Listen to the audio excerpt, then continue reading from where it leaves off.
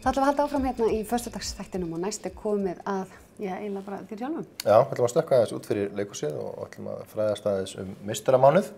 Við hitt hana Heiðrúnu og hitti Fílinn, en þau eru svona að taka þátt í meistaramánuði á Sveinkot háttinn. Þetta fór nú ekki alveg eins og ég ætlaði að þetta færi.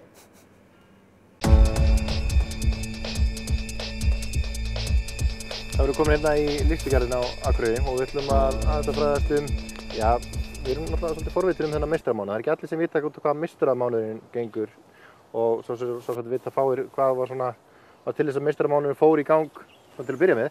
Ég ætla ekki að spyrja endilega því, en svona meistaramánuður fyrir marga er að taka sig á, gera sig að meistara, svona augra sjálfu sér. Já. Og ert þú sjálf til dæmis eitthvað að taka þátt í meistaramánuðinum? Kannski ekkert svona formlega. Nei. Maður er bara svona að koma sér aftur í rútínu eftir bara fæðingarorlof og svona og maður getur alveg stílað það inn á meistaramánuðinn að fara að koma sér bara í æfingarútínu og allt því sem fylgir. Já. Þú ert í einkaþjálfun og ert náttúrulega að taka að þér Gunna. Já. Finnur fyrir að séu fleiri að leita til þig núna í tengslu við meistaramánuðinn og koma sér í form? Já, það eru margir sem eru að byrja núna að taka sig á eftir sumari og margir spyrja bara sambandið mataræði og eins bara svona til þess að koma sér stað í ræktinni, fara rólega af stað og þá svona bara almennar leiðbeiningar. En er ekki svolítið hægt við því að þegar svona mánuður kemur upp, þar sem þú hefur 30 daga til þess að gera einhver ákveðna hluti, koma þér í eitthvað ákveðið form, að fólk fari svolítið geist af stað og fari svolítið ýkt í að koma sér í form? Jú, það er svona, maður myndi vilja að fólk líti á þennan meistaramánuð kannski sem svona start, en haldi síðan áfram að lifa hina mánuðina sem meistaramánuði. En rauninu passa bara að fara ekki þannig að þú takir þetta af rosalega mikilli rosalega ýkt, heldur bara svona koma þér af stað og ef þú nærða að meistaramánuðin vel, að halda áfram og reyna að viðhalda hinum mánuðum en ekki fagna að segja með því að þú veist, ef þú ert með markmið í ræktinu og mataræðinu að vera gett góð við í júní og bara ég hef gett úrlega meistaramánuðinum. Þannig að þetta er ágætis mánuð til að bara koma sér upp úr sófanum og byrja? Já, þetta er bara líka góð mánuð, þetta er október, þetta er ekki, þú veist, september eftir sumarið eða janúar eftir jólin, sko. Þannig að þetta er bara góð byrjun og fólk á bara nota þetta sem svona þægilegt start.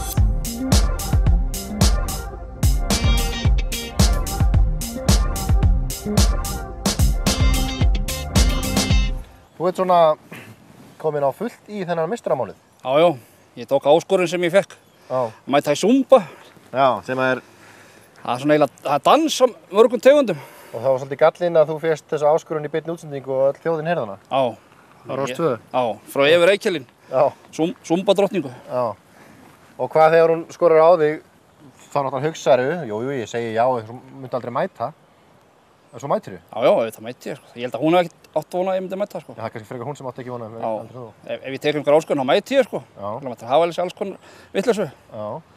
Og þú stefnir á að klára þennan mánuð? Já.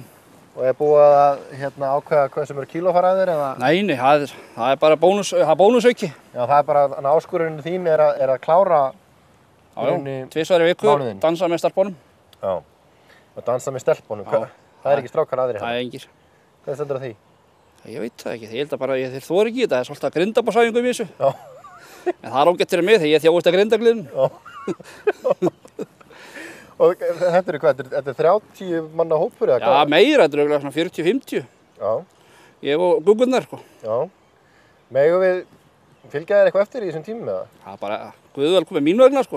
Taka mánuðinn eitthvað svona? Já. Fylgjast auðvitað með þér? Já. Ég skora fleiri kallmenn að mæta, sko. Já.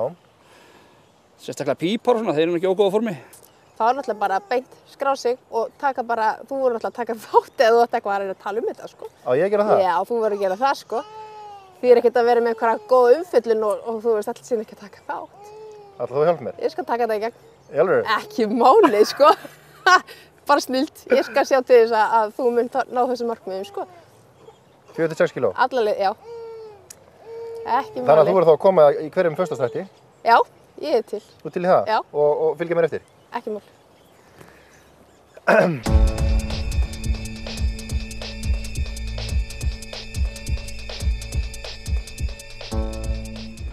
Advania býður ykkur upp á tæknihornið. Þá höldum við áfram hérna í fyrsta þættinum og þá er komið að tæknihorninu. Já, við ætlum að tala spjaldtölvur í skólastarfi meðal annars. Og byrja kannski bara á stóru spurningunni, það raunhæft?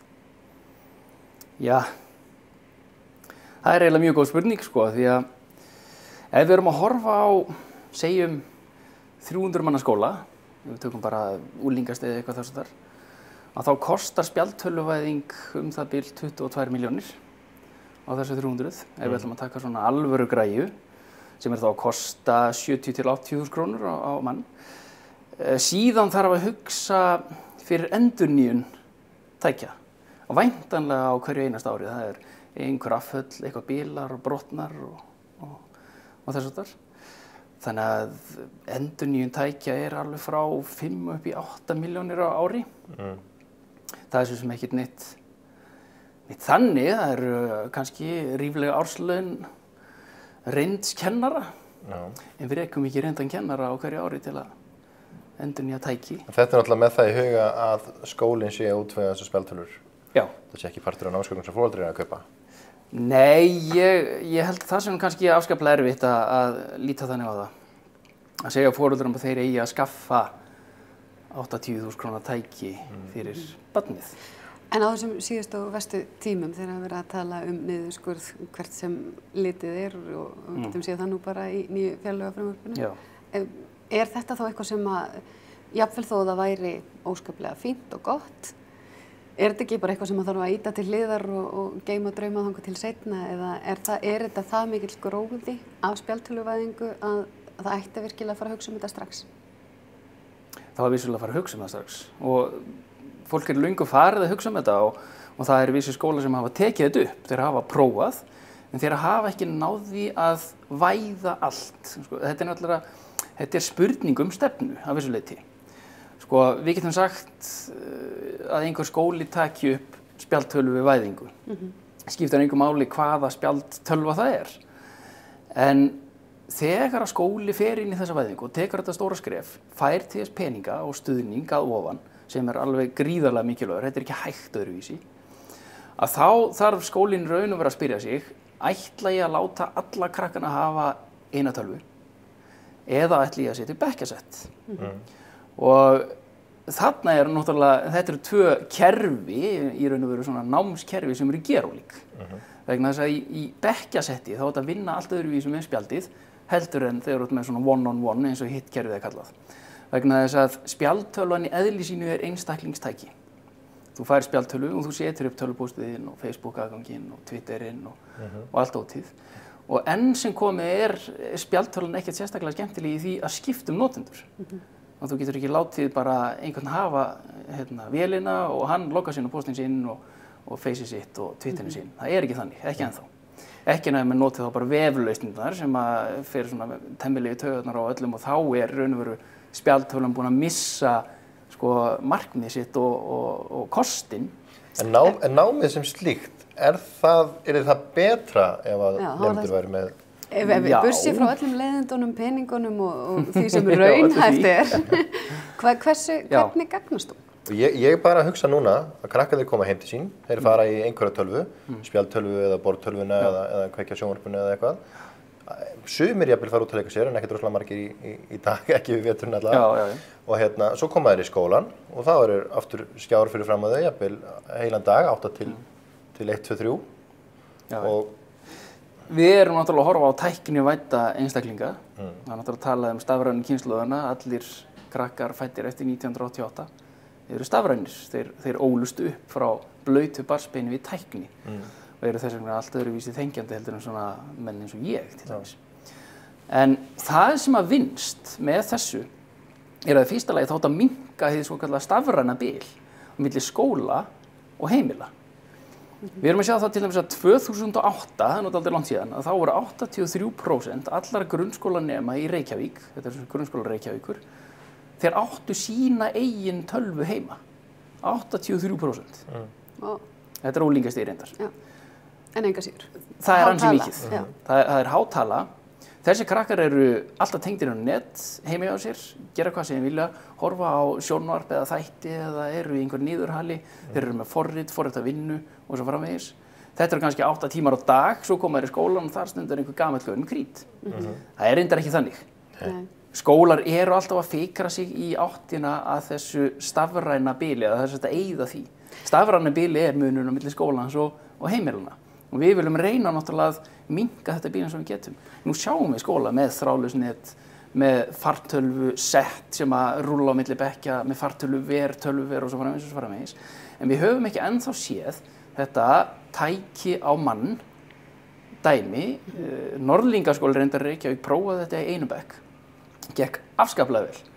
Sáu þarna til dæmis að kostirnir, svo ég komið loksins að þeir eru, að núna getum við hort miklu meira einstaklingsmiðað á nám.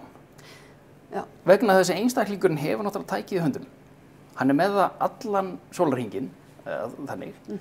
Hann er með það heima, hann er með það í skólanum, hann er með það í frístundum og svo framvegis. Og getur þar leiðandi gert heimavinnuna sína eða skólavinnuna, eða hvað sem það er, þegar hann getur og vill. Svo kemur náttúrulega sparnaðurinn á móti. Verði þessi væðing að einhverju verilegu marki, þá hljóta að sparast bækur, prentkostnaður og annar kostnaður fyrir utan hugsanlega jafnvel skólatöskur sem að jafnvel mætti bara afnema ef þú ert bara með þetta.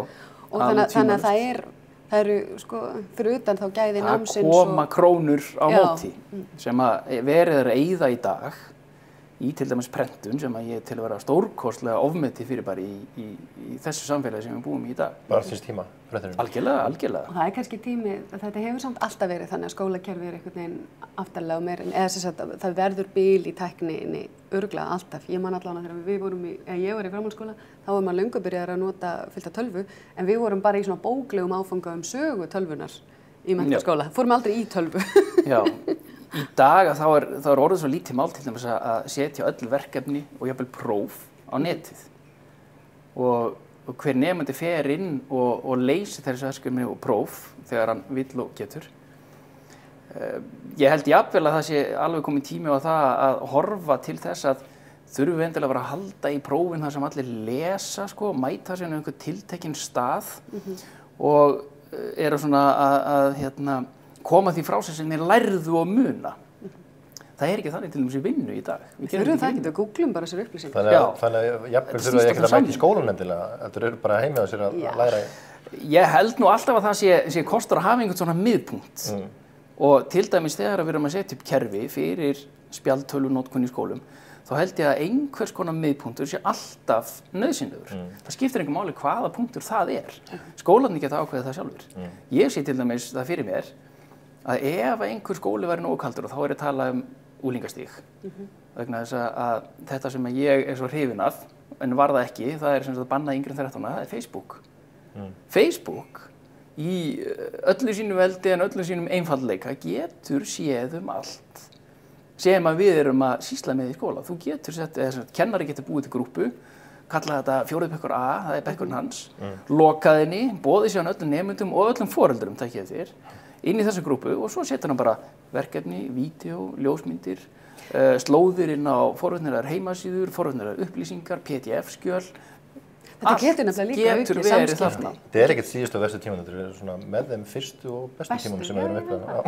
Þetta gæti verið stórkostlegir. Við erum lengur komin út á tíma, við getum rætt þetta mjög lengur. Það spurning hvort þú komum bara aftur til okkur og ræðum spjaldtölvuvæðingu. Þetta eru vissulega mjög spennandi kostir og eitthvað sem þarf að gerast. Þú ert að fara á ráðstefnu, er það ekki? Það er risa ráðstefna á Akureyri í dag. Upp í menntaskóla. Þetta er skólaráðstefna meðal annars notkun tækni í skólum, nýjar leiðir. Menn eru náttúrulega að horfa á þetta og eru vakandi, það sem að þetta strandar á og maður finnur það líka á kennurum. Þeir eru orðnir bara, jæja, okkur langar að halda það. Mjög viljugir, en til þess að þetta virki allt saman. Þetta þarf ekki endilega að vera einhver spjaldtölva, sem bara, ríkistölvan sem kemur á alla. Ég myndi náttúrulega vilja sjá einhvers konar fjölbreytni, menn til einhver horfa á fartölvur og er ekki miklu líkur á að nemendurnir kunni bara miklu betur á spjaldtölvunum heldur en kennarinn? Mögulega. En svo erum við til dæmis að horfa á spjaldtölvun er svolítið skrítið fyrirbæri vegna þess að hún hentar eiginlega unglingum best í skólastarfi, virðist vera. Vegna þess að þegar við komum í menntaskóla þá breytast vinnubrögðin. Það er ritgerð, það er meira þessu ritaða máli. Þá er spjaldtölvun ekki farin að skila sínu alveg nákvæmlega eins og þá er jafnvel hægt að fá sterkari tæki fartölvur sem eru betur tæknibúin, þessi búin tækni, fyrir lægri upphæð. Mér líður eins og við höfum bara verið að byrja. Já, ég veit það. En við verðum að hætta sér. Það alveg að missa þessi tæknimóti hérna alltaf. Herðu, takk hérna fyrir að koma. Takk fyrir komuna. Við erum að segja tíma þetta núna. Þá farum við við möttum ræða þetta meira seinna meir. Gerum það. Advania býður ykkur upp á tæknihornið.